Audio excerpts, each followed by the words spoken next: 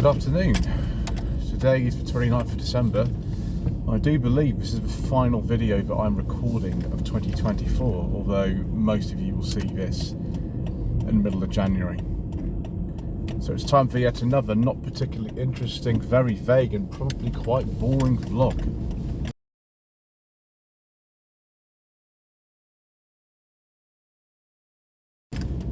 Following on from a video that actually hasn't quite been released yet at the time of recording this, but nevertheless has been attracting some attention amongst the channel members, and if you are a channel member, on the top two tiers, that is the set later and 45 V6 channel member levels, then you will notice that we've been talking about a couple of manufacturers over the last few weeks. One of them is Vauxhall. The other one that I want to draw attention to, though, is Nissan.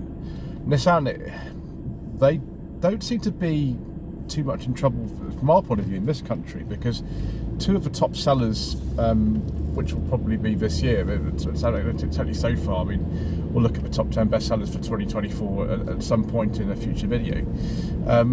But the two top sellers are the Duke and the Qashqai. The Qashqai has been very, very successful since it was launched in 2006.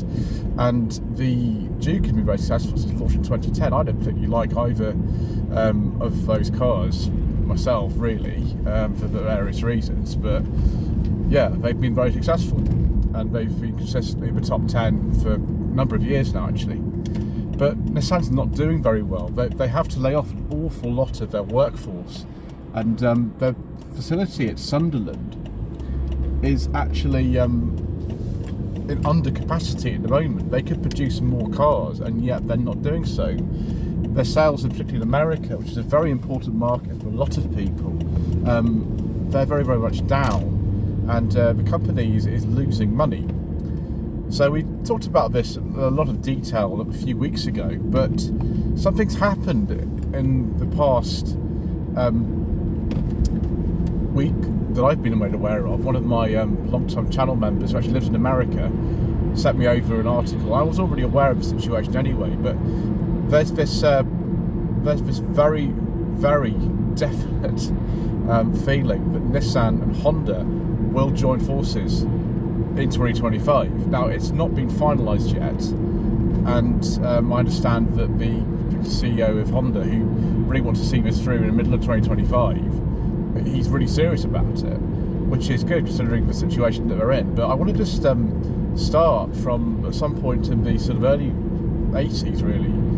And Nissan, who were in the process of rebranding from Datsun in a lot of export markets to Nissan, they suddenly became incredibly successful. Over here, they started making cars like the Cherry and the Sunny and the Bluebird, and they were very, very well respected cars. They perhaps one of the most interesting cars. They made something incredibly interesting as well called the Cherry Europe, which was a rebadged Alfa Romeo Arno, which I have driven. And so Nissan were a company with a big range of sports cars, family cars, little cars. Micra was really successful, and you know, they had a lot of strength. About 1995, they really peaked, and they did some really excellent stuff. They started producing cars Sunderland in 1986, and that worked really well for them. The Primera, particularly the first two Primeras, the P10 and P11, fantastic cars. I've driven several of them. I almost bought a P10 Primera many years ago, and driven I think three of them, and they're excellent. The N14 Sunnies are really good. The N13 Sunny, like the one that I own, it's actually a really good car. It doesn't look like much, but it's really good for the time. Nissan were doing really well. In the 1990s, it went a bit wrong for them, really, and they ended up in a sort of merger with Renault. Renault essentially took them over, and so at the moment they are in this alliance with Mitsubishi as well. If you go and buy Mitsubishi Colt these days, on the continent, say in the Netherlands, but that's a rebadged Clio. It's really strange. We don't get those anymore in this country. The same thing with the ASX, I think it's called, which used to be maybe Mitsubishi. It's basically now Renault Capture. So Mitsubishi is very popular in some markets. Renault has helped them out, but Nissan just has not been doing very well.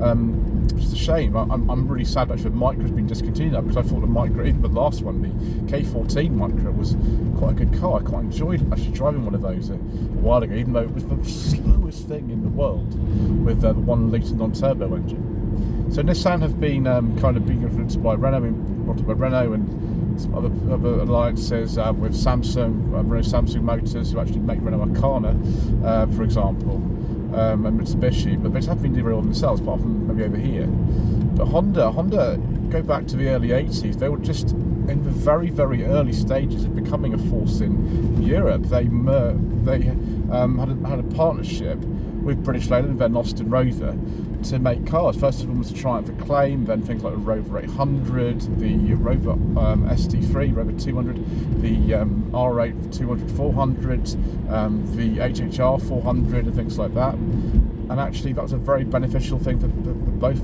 manufacturers. Honda, they make some fantastic cars over here.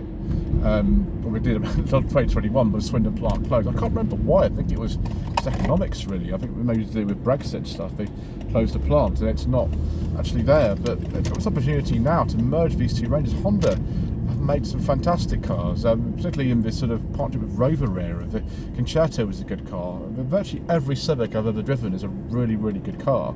The current Civic I think is really good. The HRV I think is really good. I'd like to get some current Hondas on the channel actually. I think they're quite expensive cars.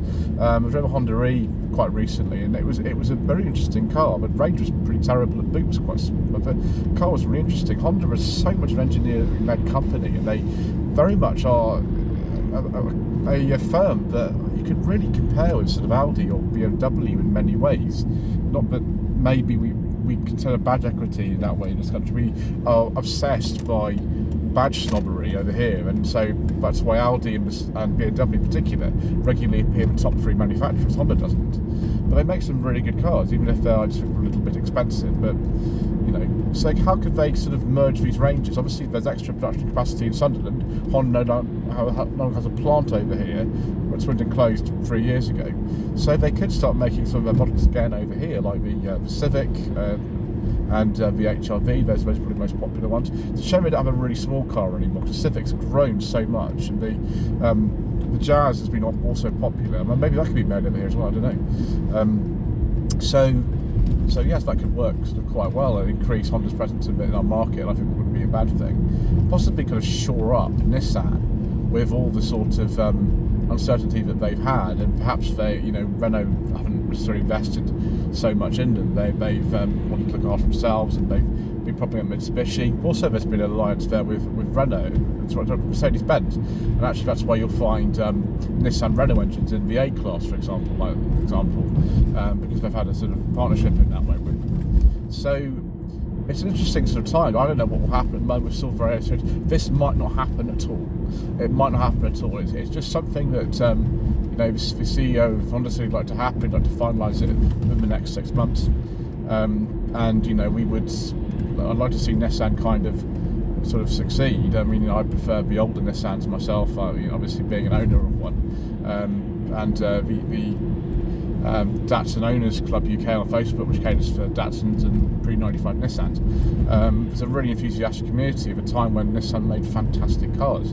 Honda have made some really, really great cars. I'm trying to think of like a bad Honda, apart from the Honda Crossroad, which is a rebadged Land Rover Discovery in Japan, has been sort of made. I can't think of anyone's truly bad. I can't think of any off the top of my head. Some were sort of average, I suppose, but a lot of them are really good. So I'm excited to see what sort of happens in this, and I suspect many of the rest of you are as well. I think perhaps you do want to see them succeed, and actually the old partnership that Honda and Rover used to have, and I've owned 9 Rovers myself, and lots of them are Honda-based ones, wasn't necessarily a bad thing in your opinion.